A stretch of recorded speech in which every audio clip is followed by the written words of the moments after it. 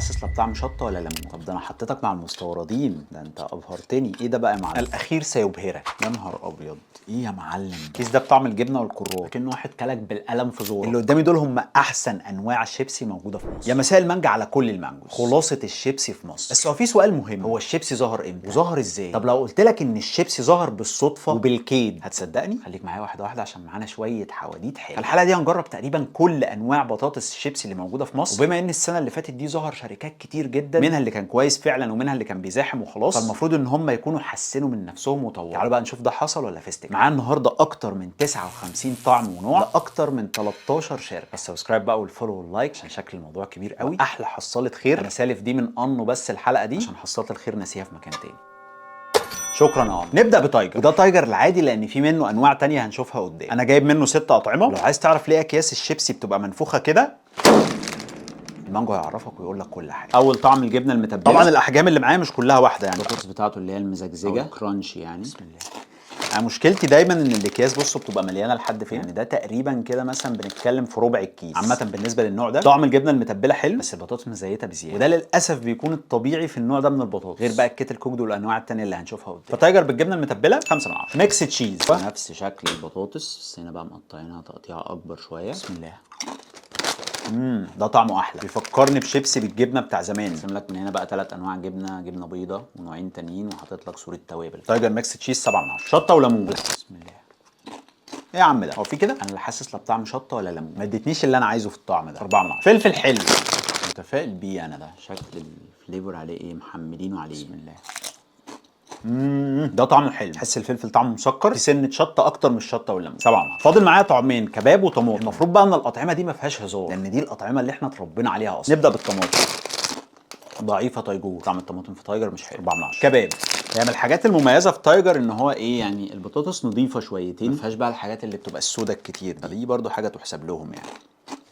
حلو الكباب، ادينه طعم الشوي اللذيذ. حطيت لك بقى من ورا هنا ال5 انواع اللي احنا جربناهم. كباب 7 من 10. احلى طعم عجبني في تايجر الميكس تشيز. واحد يقول لي يا منجوجو ايه جو السبعات ده، احنا مفيش حاجه فيهم طفره؟ لا مفيش حاجه فيهم طفره بصراحه، حاسس ان الطفرات جايه قدام. ندخل بقى على النسخه بتاعت ايجيبت تايجر اكسلنس، عاملين بقى اتجاه تاني بريميوم كده، حاجه راقيه، جايبينها في وهب بتعمل اعلان وصارفين. 6 اطعمه منهم طعمين جداد. اول طعم بطعم ملح البحر والخل البلسمي. طبعا الاطعمه دي بالنسبه لنا احنا زمان حاجه كده من ضرب الخيال. احنا كان عندنا هم 4 اطعمه، طماطم جبنه شطه وليمون، ولما حبوا يطوروا عملوا بطعم الكباب. طبعا الاسعار بتاعته اغلى من تايجر العادي. شكل البطاطسيه بتاعته اهو مزجزجه، بس الزجاجيج اكبر، تحس البطاطسيه انضف. بسم الله. طعم الملح والخل حلوين، واكيد لو انت بتحب الحاجه المززه او طعم الخل طعم ضايبس. الحاجات اللي هم كاتبينها ان هو 30% اقل في الدهون. المفروض البدايه بتاعتنا 7 من 10. انا عايز بقى اخرج من المرحله دي، انا عايز بقى الثمانيات والتسعات. ده بطعم التاي سويت شيلي، فلفل حلو يعني. ده الكيس الاصغر او الحجم الاصغر وسعره 10 جنيه. هنا بقى البطاطسيه محمره. بسم الله. واضح ان طعم الفلفل الحلو عند تايجر سواء العادي او الاكسلنس عارفين يظبطوه. الطعم ده حلو قوي. 8 من 10. ندخل بقى على طعم من الطعمين الجداد، بارميجان ترافل. انا بالنسبه لي موضوع الترافل ده بقى محتاج يعني اعمل سيرش، لان انا ما اعرفش يعني ايه ترافل. بارميجان خلاص، الجبنه البارميجان. ترافل محتاج اعمل سيرش لحظه. لا ما انت مش هتقول لي ترافل هصدقك وامشي وراك على طول. قال لك الترافل ده هو نوع من الفطر زي المشروم او عيش الغراب، وبيتم استخلاص طعمه بشكل مبسط لانه بيتعتق في زيت زيتون لحد ما يطلع طعم الترافل اللي هم بيقولوا عليه. رفاهيه، بس هو ريحته حلوه. شكل البطاطسيه اهو. هو اللي مسيطر طعم الجبنه، طعم جبنه حلوه قوي، حاجه في النظيف منه. طعم الترافل ده مش قادر اقفشه قوي، بس الطعم ده من تايجر اكسلنس يستحق 9 من 10. ده بطعم اللايم اند كورياندر، والصراحه انا مكسل ان انا ادخل اعمل سيرش يعني ايه كورياندر، فانتوا اعملوا سيرش وعرفوني في الكومنتات. بسم الله. عارف هو اللايم ده هو المفروض ان هو ليمون، هو راسم هنا ليمونه، بس هي ليمونه تحس طعمها مسكر، ما فيهوش المزازه بتاعت الليمون اللي احنا عارفينها، وطعمه حلو. 8 من 10. الطعم الجديد التاني عاملين حاجه اسمها تشيلي رانش، فلفل وصوص الرانش. هو طعمه حلو، في سنه شطه بسيطه جدا، طعم فلفل ضعيف، صوص الرانش موجود بس طعمه مش عالي قوي، حاسس ان هو المفروض يبقى اقوى من كده. حلو، ياخد 8 من 10. اخر نوع معايا السموكد تشيز او الجبنه المدخنه. يا معلم ده القطاعه بتاعت البطاطس فرطت منه تقريبا او سرحت. حلو ده، طعم الجبنه حلو بس مش احلى من البارميجان، التدخينه اللي فيها لطيف، برده 8 من 10. واكتر طعم عجبني في التايجر اكسلنس هو البارميجان ترافل، حاجه استك. ندخل على اللي بعده. ندخل، بس قبل ما ندخل لازم اقول لك هي ليه الاكياس بتبقى منفوخه كده. قال لك لان اكياس الشيبسي دي بيكون محطوط فيها غاز النيتروجين. طب ايه لازمته غاز النيتروجين ده يا منجوج؟ هقول لك لان الابحاث بتقول ان غاز النيتروجين ما بيتفاعلش مع الاكل، فبالتالي الشيبسي يحافظ على طعمه، شكله، التكستشر او الملمس بتاعه، وده اللي بيخلي البطاطس مقرمشه رغم انها محطوطه في كيس مقفول لمده سنه. تقول لي طب لو الكيس ده ما فيهوش نيتروجين وفيه اكسجين يا منجوج، اقول لك لا، هنا الوضع يختلف لان الاكسجين بيتفاعل مع الاكل، فبالتالي هتفتح كيس الشيبسي تاكل البطاطسايه تلاقيها مجلده، وده اكيد مش هيرضيك ولا يرضيني ولا يرضي اي حد. واحد يسالني ويقول لي يا منجوجو طب النيتروجين ده مضر ولا لا؟ اقول له الموضوع ده كبير ويطول شرحه، بس الاكيد ان الاكياس دي بيكون فيها نسبه دهون عاليه ونسبه كوليسترول اعلى، والاكيد برضو ان انا وانت بنحبها جدا. بس لو جيت للحق الطبيعي والصح ان انا ما ينفعش اكلها كل يوم. كده انت فاضل لك عندي حكايه جورج كروم اللي هقولها لك كمان شويه. محمود الفور طبعا فارم السوبر ماركتات الكبيره اللي موجوده في مصر قرروا ان هم ينافسوا ويعملوا خط انتاج للشيبس، بس ده خطر يا فار، انت نازل تلعب في ملعب جديد ومليان عتاوله. الطعمين اللي عرفت اجيبهم بالملح او الاوريجينال وشطه وليمون، كاتبين لك عليه من هنا ان هو فيجن. بسم الله. هو الكيس هنا بقى مليان ايه لحد النص تقريبا، وده شكل البطاطسايه بتاعته من جوه. بسم الله. بطاطس حلوه مقرمشه، بس طعم الملح حاسه زياده شويه، محتاج يقل عن كده سيك. 7 من 10. اللي انا فهمته ان في اطعمه تانية منه بس انا ما لقيتش غير الطعمين دول. عارف واضح ان هم بقى متوصيين بالفليفر قوي بقى، نازل عايز ينافس بقى. بسم الله. طعم الشطه والليمون مختلف، قريب قوي قوي من البراندات الكبيره، الفليفر برضو عالي، واضح ان هم عايزين يعملوا واجب معانا، الواجب وصل بس محتاجين نهدي الفليفر شويه. شطه وليمون 8 من 10. دي بقى شويه مقتطفات من بلاد مختلفه، طبعا المنتجات دي كلها معانا وكلهم بيتباعوا هنا في مصر. نبدا ببطاطس عمان، ده بقى ترند الترندات، انتاج عماني ومنتشر جدا جدا في الدول العربيه خاصه السعوديه، وبيتعمل بيه ترندات كتير جدا، الناس متصالحين مع نفسهم وكاتبين لك من هنا معبأ بالنيتروجين. انا مش عارف الباقي كان مكتوب كده ولا لا، تعال نشوف مثلا كيس تاني كده، وانا هنا مثلا مفيش اي حاجه، انا مش عارف هتبان في الكاميرا ولا لا، بس انا يعني دورت كويس مفيش اي حاجه ليها علاقه بالنيتروجين في الموضوع، فدي حته محترمه من بطاطس عمان قايل لك المعلومه يعني، ولو حد لقاها مكتوبه على اي حاجه من اللي احنا جربناها يحط لي سكرين شوت او يعرفني. من هنا مقفوله زي البرينجلز كده، دي بطعم الفلفل، وشكلها بقى مش بطاطس اللي هي ايه، مش رقائق بطاطس، مش اللي هي بتبقى شيبسي كده، لا متقطعه زي شرايح. بسم الله. طعم الفلفل حلو قوي، طعم الفلفل فيها مش زي اي طعم فلفل دقته في اللي فات، جوده وطعم مختلفين. فبطاطس عمان 9 من 10. البينو المنتج ده بقى بقيت اشوفه كتير قوي، بيعمل حاجات كتير جدا برده، مش شيبسي بس، ده بيعمل لب وسوداني وذره. ايه ده طلع مصري، انا كل ده كنت فاكره مستورد. مكتوب هنا ميد ان اي ار اي Arabic Republic of Egypt، وعنوان المصنع بتاعهم هنا في مصر. انت فاجئتني يا البينو. هنا بقى حاطط لك سلوفانه بتشدها كده، طب ده انا حطيتك مع المستوردين، انت ابهرتني. ايه ده بقى مع ايه ده بقى، هو شكله غريب جدا، ده ما طلعش بطاطس اللي هي الرفيعه، طلع بطاطس بس متقطعه تخين حبتين 3. بسم الله. هو طعم الساور كريم واونيون حلو، بس فكره القلبظه اللي في البطاطس دي مش مفهومه بالنسبه لي قوي. انا مؤهل ان انا هاكل شيبس، للاسف 2006 من 10. جاكر او جيكر حاجه كده شبه البرينجلز، طعم ساور كريم واونيون وانتاج ماليزي. انا جبت ساور كريم واونيون لان هو ده الطعم الجامد جدا في برينجلز، هنشوف فعلا بقى هيأدي ولا لا. هو نفس الرصه بتاع البرينجلز بس ايه مش مليانه للاخر، برينجلز كان بيبقى مليان للاخر. شكل البطاطسيه طبعا هي بسم الله. البطاطسايه كبطاطسايه طعمها حلو جدا، مقرمشه وحاجه نظيفه قوي، بس طعم الساور كريم بعيد قوي، الناس اللي بتحب الساور كريم هتبقى مستنيه طعم اعلى من كده. جيكر 7 من 10. كرانشوز ده برده عباره عن بوتيتو ستيكس او شرايح بطاطس مش مدوره، شبه بطاطس عمان كده، ده برده بطعم الفلفل، نفس الشكل بتاع بطاطس عمان من جوه، بس بطاطس عمان كان اتخن يعني. بصوا الاثنين جنب بعض، بطاطس عمان الشرايح متقطعه اتخن، ده رفيع. بسم الله. بطاطس عمان كبطاطس احلى وكطعم احلى. كرانشوز 6 من 10. نختم بقى مقتطفات البلاد دي بميجا شيبس، ده عباره عن الشيبسي الطويل، بيكون شكله مختلف عن الشيبسي اللي احنا بناكله خالص. انا جايبه بطعم الليمون والكاني، هو شكله الدشم. شوف هعرف اجيب لكم واحده على بعضها ولا لا، يعني المفروض ان هي بتبقى بالطول ده كده، انتوا تخيلوا معايا ان دي ايه طويله يعني. شكل التوابل وريحتها حلوه قوي. بسم الله.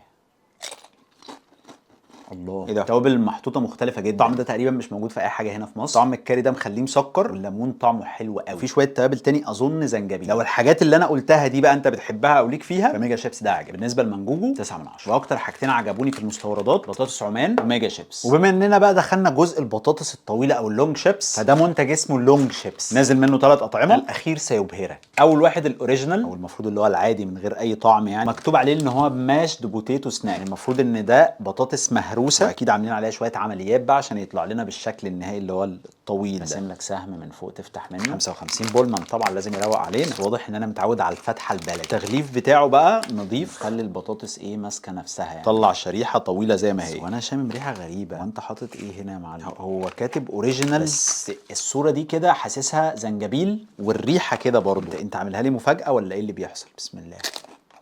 هو حلو بس انا مش عارف فيه ايه، طعم البطاطس مختلف جدا يعني، تحسها فعلا مش بطاطس شيبسي عاديه، نظيفه جدا، بس الاوريجينال ده تحس ان معاه لمسه طعم تاني، جوده وطعم محترم. 8 من 10. تاي سويت شيلي، انا مش عارف ايه كلمه تاي اللي بتبقى قبل سويت شيلي دي، هل معناها مثلا تايلاند يعني الفلفل الحلو التايلاندي مثلا، ولا انا بجود ولا ايه مش عارف.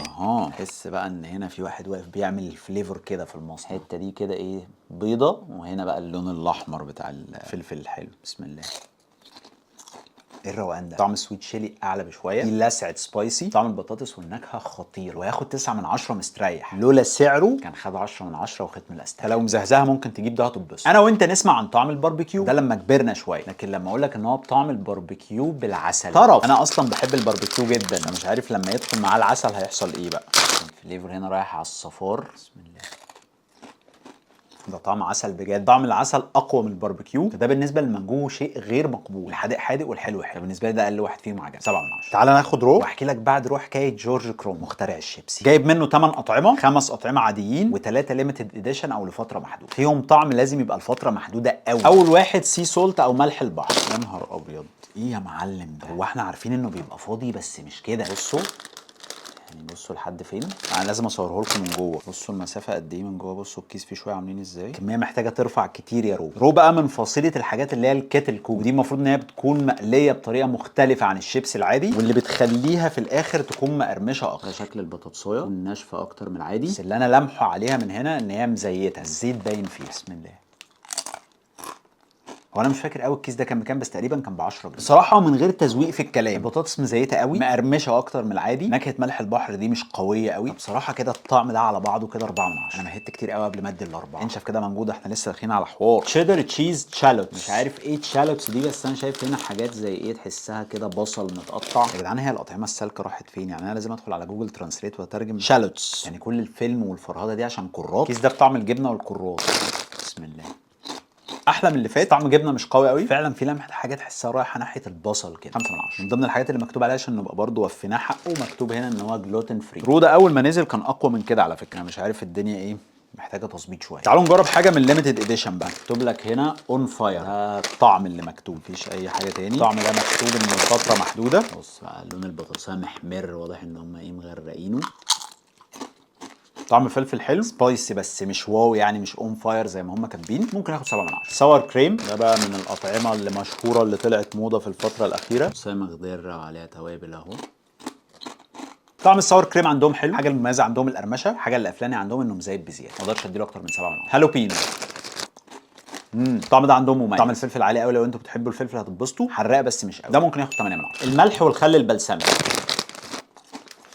عادي 6 من 10. ندخل بقى على اخر 2 ليميتد اديشن. الليمون الحلو طعمه حلو، نكهه الليمون لطيف. 8 من 10. نختم بقى بالعجيب منه، طعم الوسابي. تقول لي يا منجوجو يعني ايه وسابي؟ اقول لك يعني فجل ياباني. يضايقك في حاجه؟ اول ما عرفت بالوسابي ده في المره الاولى والاخيره اللي اكلت فيها سوشي، ان هو بتبقى حاجه بتديك صدمه في زورك كده، بتبقى حراقه شويه، غريبه قوي.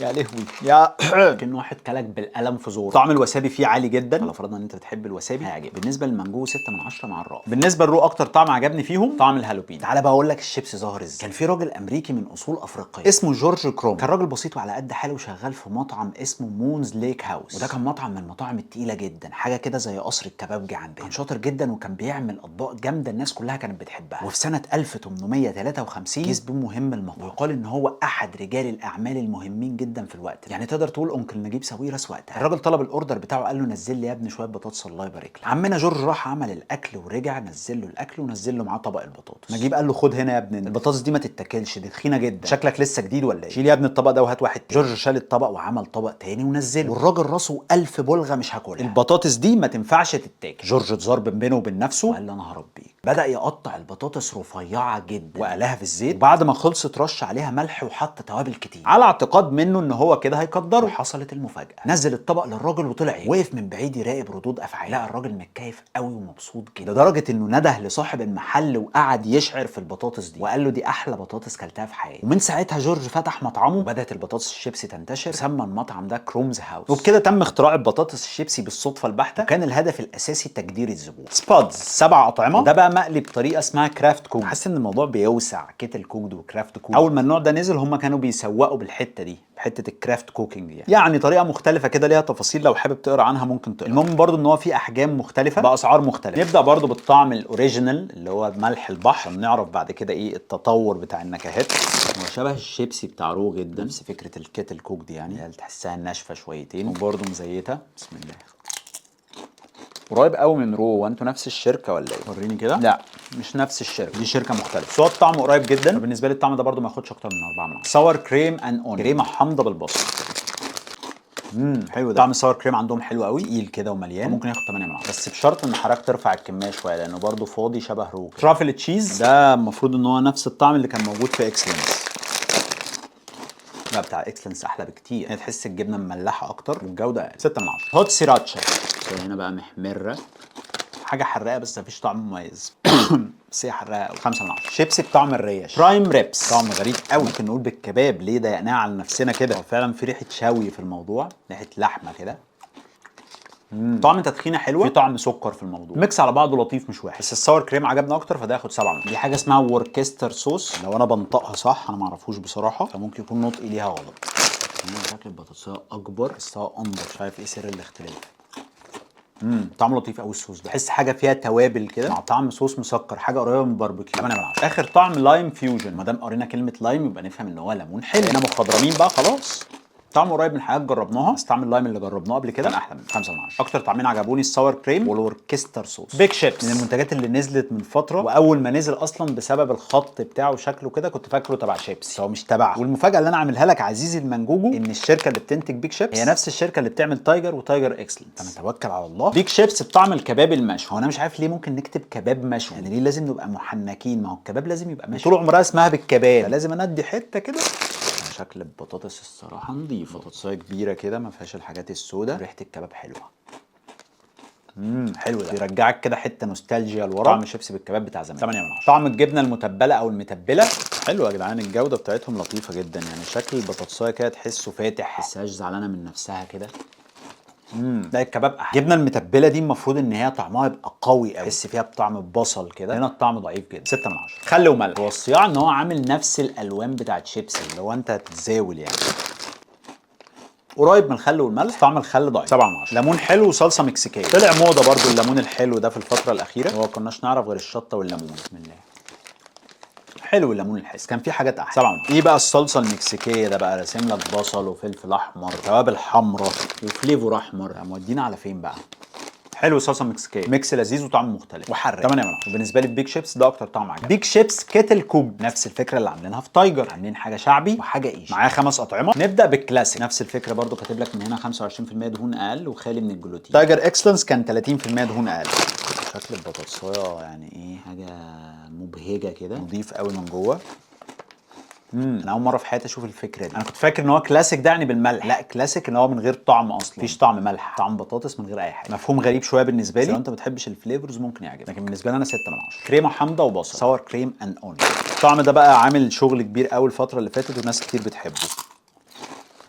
هو طعمه لطيف بس انا حاسس ان في اطعمه او حاجات دقناها كان طعم الكريمه الحامضه والبصل اعلى من كده بشويتين، زي سبودز مثلا، فده بالنسبه لي 7 من 10. جبنه متبله بالنسبه لي زيه زي الساور كريم، طبعا ما حسيتش بطعم الجبنه المتبله قوي. جبنه بارميجان وصوص البيستو او صوص الريحان، في ريحه ريحان عاليه، ده استكى. طعم الجبنه حلو قوي، طعم الريحان واضح وحلو، الطعم ده بالنسبه لي ياخد 9 من 10. اخر طعم ملح البحر والخل البلسمي. ايه يا معلم ده يا معلم؟ ايه كل البطاطسايه دي يا باشا؟ في ايه؟ حلو ده، ظابطين طعم الخل وطعم الملح. 8 من 10. واحلى طعم عجبني في بيك شيبس الكيتل كوك بارميجان تشيز اند بيستو، برافو. النوع ده ظهر من فتره كبيره قوي حتى من قبل المقاطعه، وكان نازل كويس جدا، بعد كده اختفى، وانا بجهز الحلقه دي لقيته فقلت اجيب 4 طعمه. نبدا بطعم الكباب، البطاطسايه من جوه شكلها لطيف، مش شاربه زيت قوي، طب ما هو لسه محافظ على مستواه، امال اختفى فين؟ طعم الكباب حلو، بطاطس نضيفه، فلو لقيت برافو. 8 من 10. طعم الكاتشب، وده تقريبا الكيس الوحيد في الحلقه كلها اللي بطعم الكاتشب، في الغالب الطعم ده اختفى، بس هو تحسه كاتشب قوي، بص رشين رشه كاتشب حلوه، طعم حلو، طعم كاتشب مش طماطم، بيفكرني بالطعم ده ايام زمان. برضه 8 من 10. فراخ شوايه مش فراخ مشويه، قلت من هنا شكل الفرخه اللي هي بتبقى موجوده في المحلات بتاعت السوري اللي بتقعد تلف حوالين نفسها دي. شكل البطاطس نضيف، ده الحاجه الملفته فيه يعني. عارف الطعم ده بيفكرني بطعم الشيبسي اللي هو كان شيبسي بالكاري بتاع زمان، ما بيبقاش فيه طعم فراخ قد ما تحس ان هو فيه طعم توابل اكتر. التانيين عجبوني اكتر، ده 7 من 10. اخر طعم معانا بطعم مولع نار، بيرنينج هوت، ترجمه جوجل قوي، هو فعلا مولع نار ما فيهوش طعم اي حاجه غير شط حراق قوي، بس طعمه عادي. 6 من 10. اكتر طعم عجبني عندهم اللي بالكباب. نختم باخر شحنه، فوكس، من الحاجات برضو اللي ما بقتش اشوفها كتير الفتره اللي فاتت، جايب منه 5 اطعمه باحجام واسعار مختلفه. نبدا باول طعم اللي هو الملح، لا ده حضرتك كده بتهرج بقى، كيس فاضي جدا جدا، يعني فكره ان هو يبقى شويه على جنب في الكيس دي مش راكبه معايا. طعم شيبس بالملح عادي خالص، بس جوده اقل من حاجات جربناها. 5 من 10. خل وملح وسعر الكيس ده 10 جنيه. ظابطين الخل والملح اكتر من الملح، بس برضه مش الواو. 6 من 10. منزلين حاجه بقى اسمها كرانكل، اللي هي بتبقى المزجزجه او الكرانشي بطعم السجق. شكل الزجزجه بتاعتها اهي. مبدئيا البطاطس اللي هي المزجزجه او الكرانكل دي احلى من العاديه. طعم السجق بقى ممكن يعجب ناس وناس. 7 من 10. اخر طعمين فلفل حار وفلفل حلو. خلينا في الحلو الاول.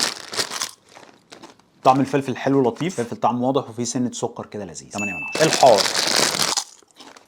نفس طعم الفلفل، مفيش طبعا سكر هنا، طعم السبايسي بتاعه عادي، بس الحلو عجبني اكتر. 7 من 10. اكتر طعم عجبني في فوكس الفلفل الحلو. ادوني بقى دقيقتين الم الدنيا ارجع لكم بخلاصه الشيبسي في مصر. اللي قدامي دول هم احسن انواع الشيبسي موجوده في مصر في وجهه نظر المانجا. دي التفضيلات الشخصيه ليا في كل شركه من الشركات اللي جربناها النهارده. المطلوب منهم بقى ان هم يفضلوا يحسنوا ويطوروا. المطلوب مني ومن مانجوز حبايب قلبي ان احنا ناكل بعقل. ما ينفعش ناكل الكلام ده كل يوم عشان الدهون والكوليسترول. الله عليك يا منجوجو في النصايح الطبيه. لو عجبتكم الحلقه بقى اللايك والفولو والسبسكرايب عشان هو ده الدعم اللي انت تقدر تقدمه لاخوك وحبيبك المانجو، عشان كمان تقدر تشوف الفيديوهات الجديده اول ما تنزل. واي حد عنده اي اقتراحات للتحسين او عشان نقدر نطور اي افكار لحلقات عايز يشوفها يقدر يكتب لي ده في الكومنتات او يبعت لي في الدي ام على الانستجرام. كده اقدر اقول اخيرا لكل المانجوز سي يو.